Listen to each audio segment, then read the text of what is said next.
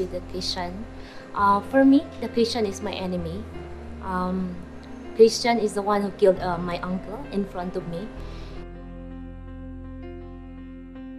When I joined GK, nakita ko na ang pagiging Pilipina pala ay hindi yung dahil Kristiyano siya, Muslim ako, kundi ang pagiging Muslim Pilipina ay dahil ako ay Pilipina, dahil ako ay Pilipina na nakatira sa Pilipinas. Napakalaki yung nagawa niya sa buhay ko.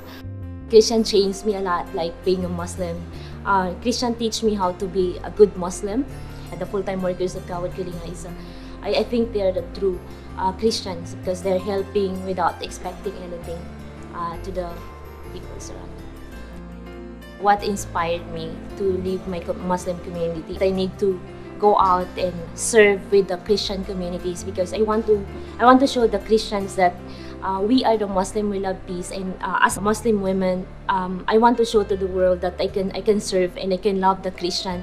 Being a Muslim Pilipina, napakalaki yung pwede kong maiambag para maipakita sa buong mundo o maipakita sa sinong mga banyaga na ako bilang isang Muslim na Pilipina, kaya kong patunayan na kaya kong maabot ang lahat.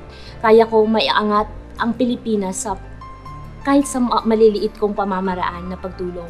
My dream is I can walk anywhere wearing my hijab without judging me as a terrorist. I can show to the world that I'm a Muslim Filipina. I can help anyone, like I'm free to walk and I can be a friend to anyone.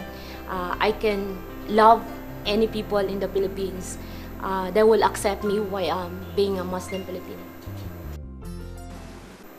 Hi, I'm Baylinda Omerol Iman and I'm a Muslim Pinay and I am proud.